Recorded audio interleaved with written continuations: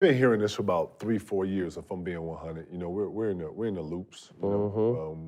We have young guys in the league. And then two, what I know about the league too is when you are in the circles of conversation, you can find out what's going on in every team and the personnel and how the dynamics of it. And I've been hearing this, man. I've been hearing this for a while, and yeah, I don't think that when you hear stuff continuously, that one is made up because some of it could be Right. hogwash. Sometimes it's just steam. But man, I've been hearing this continuously about just how the young kid Ayton, man, and how he gets disconnected and how he doesn't always stay engaged. And at first, I didn't, I didn't really see it. But a lot of times, Matt, when I watch the games, I watch the bench. I won't even watch the ball. I watch off the ball. Yeah. I watch the bench and how they react to guys playing and scoring. When the guys on the bench and they really fuck with you, niggas are doing dances. They in it. You know what I'm saying? And yeah, sometimes in the huddle, man, he doesn't look like he's there or that he's engaged as you need him to be. When you hit the playoffs, man, it's a whole nother level. On the road, sometimes it's the 25 that came on the plane with you. And maybe a couple sprinkles of a couple fans that fuck with you, but them 25 gotta but be those like 25 is always like this, and this is all we got in here. Other than the fans, these are the 2-3 fans in here ain't gonna do shit, right? they you know what I'm saying? Like we in here, so you need everybody on the same page. You need everybody engaged, man. I'm watching the matchup between Ayton and Jokic. And Jokic, man. It's one-sided like a motherfucker. he hasn't did anything different though. He's played him the same way for 4 or 5 games now.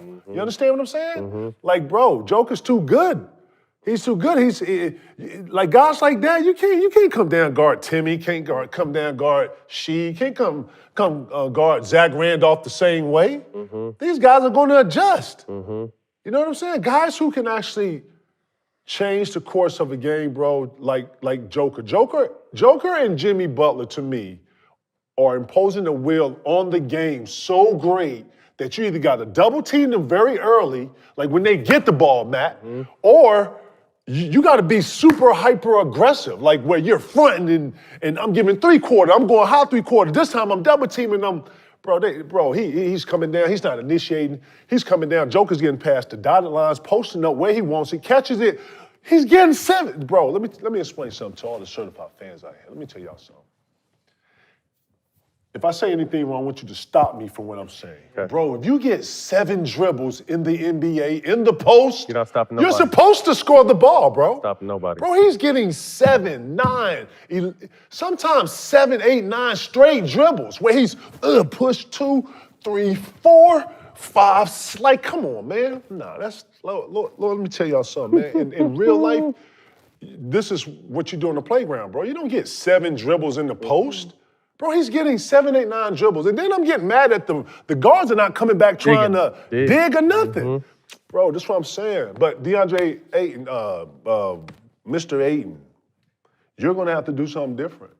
You're going to have to give him a high 3/4. You're going to have to front him, man. I didn't mean to hog the whole segment, but tell me what you want. What you see? What are you seeing? Or make him work on the offensive end. I mean, I think make Jokic work on the defensive end. Ayton is very talented. Yes. But just like you hear, I hear it. It's always been between his ears. It hasn't been his skill set. I mean, this guy can pick and pop. Man. He can hit the mid-range. He can step out a little further than the mid-range, knock that down. He's a lob threat. He can block shots.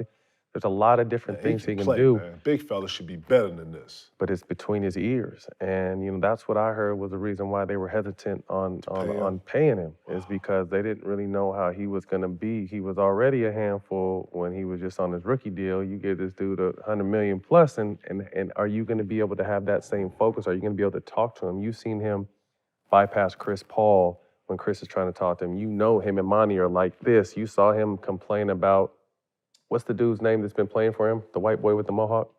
Oh, yeah. When he came in and got some minutes? Yeah, when he's coming in, he's giving the team valuable minutes, but then Ayton's on the end of the bench pouting or mad or frustrated. So it's just like, it's funny you say, like, because as Lawndale. When you say we watch other things outside of the game, you watch how guys interact in the huddle. You watch how they are when they come out the game. You watch. It's something as simple as if I'm coming out the game and give you this, and you go this, and I don't get shit from you.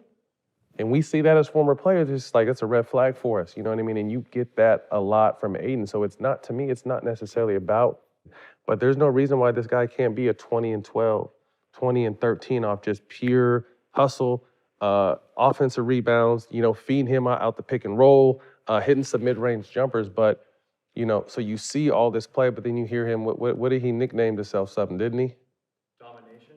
Dominating. So you're giving yourself nicknames, but you're just not going out. Like, again, that's, to me, you're focusing on the wrong shit. You're not going out there and putting your input, because we're both in agreement. This guy is very, very, this is number one pick. He should. Very talented. Yes. I would go to him. I would actually, I think that the scoring load is so heavy on KD and Booker. And you know what? They are initiating it. Yeah. Booker's not even waiting. Booker, if it ain't a double team, he's initiating offense right away. So you can't even, it ain't even like you can do anything. These guys, your two best players are being aggressive. You got to find it, though. Yeah. I'm seeing Joker come down, giving you 9 dribbles, hook shot, boom, or 3-4 moves in the post. Nobody's digging. He not up and under them 3 times, get the shot, boom, come down, rest. 1,000. I'm talking about for like 12 seconds, 15 seconds rest. Ayton comes down on the slow drag. He comes down. He's double teaming Booker. He sits in the paint. He tags. And then he goes back down on the offensive end, does the same thing.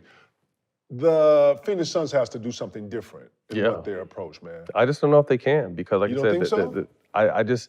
I think that they can possibly get a game at home because they got their crowd behind them. The role players will play a little bit better at home. You know what I mean? But yeah, the style hasn't changed. And to be honest, Tick, there's nothing you could really do with Joker. You know what I mean? You just got to, make him work. To me, let me ask you, because you were a great defender too. If you were playing him, I'm sure you would give him a ton of different looks, but how would you play him as this is your matchup this series? So a guy like Joker, very long, gets his hands on a lot of ball. He has a combination of people that I have to guard in my life. He's not as quick as Dirk, but he has 1 dribble, 2 dribble pull-ups, 1 dribble off the catch, moves like Dirk would attack you, right?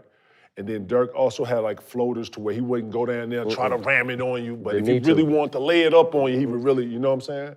So he has some of those dynamics, but he also has a lot of Zebo. He doesn't have great lift, so he's always initiating first. The hardest thing about Zebo was the initial hit. In your chest. Man, Zebo his greatness was that when he knew he wasn't getting the ball, he would initiate the wrestle. And if you wasn't inclined to a real fucking wrestle, like where you gotta grab it, and it's like in the clubs, like straight up bear shit. Grizzly I swear bear. to God, bro. Yeah. If you wasn't ready to be on some, like, what's up, nigga? Like, if you weren't ready, bro, Zebo would actually grab you, pick you up, and he was just strong enough to move you enough to where he would just, and then he would seal you.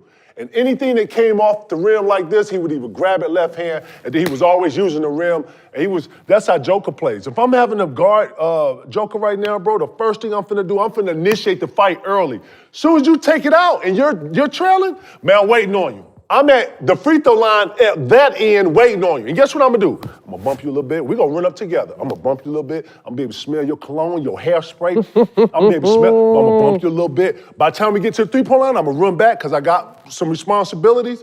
As you go in the pick and roll, boom, we're gonna go in the pick and roll together. I'm gonna walk you there. Hey, I'm calling, hey, go under us. The guard gonna come under. If I gotta show, I'm gonna show early. But I'm not. I gotta switch it up. Next time I come down, I may let him run. Give him some, but 5, take one. Like, it's okay. You cannot give him the same thing, because guess what he's doing? Joker's so smart, he letting you come down and he letting you initiate. He's like a counterpuncher. He letting you swing for boom, bam, then he adjusted. So in that, either you gotta mix it up, initiate, and then on the offensive end, oh, nah, we finna run. I'm finna see how good of a shape you are. I'm finna get down here first. I'm gonna be big. Come on, give me that motherfucker here. I didn't get it this time. I'm gonna be setting hard picks, rolling hard. Like when you're doing this, I'm gonna run into screens, so he has to run too. Like this the coolness. I ain't really. I don't want to be out here. It ain't. He picking up on that. You know, Joker ain't really poking the bear. He ain't initiating Ayton. He ain't getting him hot on nothing. He just down here pushing him. He'll get pushed. Rebound. Lay it back up. He go back down. He ain't mean mugging. Lord, he know what he doing. He letting the sleeping dog sleep. Let him sleep. So let me ask you this then. Is your greatest gift defensively, you would say personally, more psychological or physical? Because you said a little of both here. So my greatest gift would be my education. I was prepared to play Matt. I was prepared to play, listen, I got this from Sam Mitchell and Terry Porter. Terry Porter taught me to say, look, on your matchup, these are the guys you're gonna play, because the guy come off the bench, so these are two guys but you're gonna have to switch. And a lot of times you're switching with these guys. So you gotta know what they do. So if you get in the 1-4 pick and roll and you switch, and we switch it at night, and you don't know what the guard does, you're fucked. You know what I'm saying? And that education is everything. So I would go into the game knowing at least 4, 5 motherfuckers who I had to guard and what they A and B move and what was their kind of tendencies and stuff. That was my gift. And then the ability to take what I know and then use it. After practice, I may grab Matt or a teammate and say, come here, let me go over something, because Timmy and them got this pick where they come up and they, on strong side, where they come up and they get a back pick, and he either has lob, well, I gotta be responsible, or he goes over the top. I need to see it. So I would go over that, and they'd be like, what you doing? I'm like, man, I'm going through something. I think that's what made, not to cut you off, to me, playing against him for so many years, his greatest gift was his mind.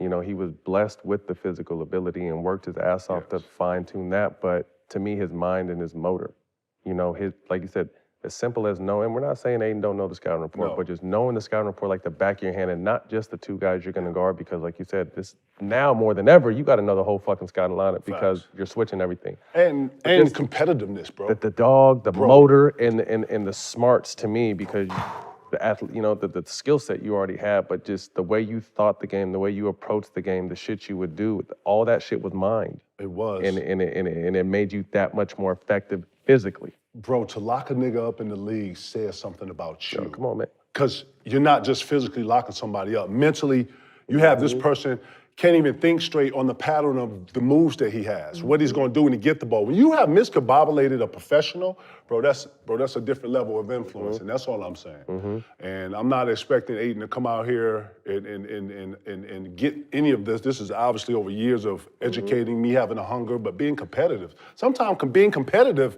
will actually even you out. That's all I'm saying. I'm just saying he's gonna have to give him something different. He's the fucking MVP for a reason, and when you're dealing with talent like this, you have to attack in different ways. I actually think Phoenix should actually make somebody else on Denver beat them, but it's over now. I feel like Denver has confidence now. Every last player on there has confidence, and they're pissed off, and they're playing like it. My question to you, does Ayton learn from this? Listen, Will he learn from it? Will he apply it next year? Okay, look at the playoffs. He served me. He was doing this, and that. I didn't really get this off. I gave him. Will he be that? To me, I think Phoenix wants to know that too. Will he learn? Because we were just talking off air before we started. Sacramento's going to learn so much from what happened to Golden State. Absolutely. You know what I mean? Well, Ayton, as a professional who was one of the highest paid players on his team, a go-to guy that they need to move forward, will he learn from this experience, from him getting his ass busted, and will it make him work harder, be more prepared next season? That is that will be the $1 billion question. And I think that and I hate to say that, I think he has time to be able to be whatever he wants to be. Plenty in of this league, time. right? And he has a skill set that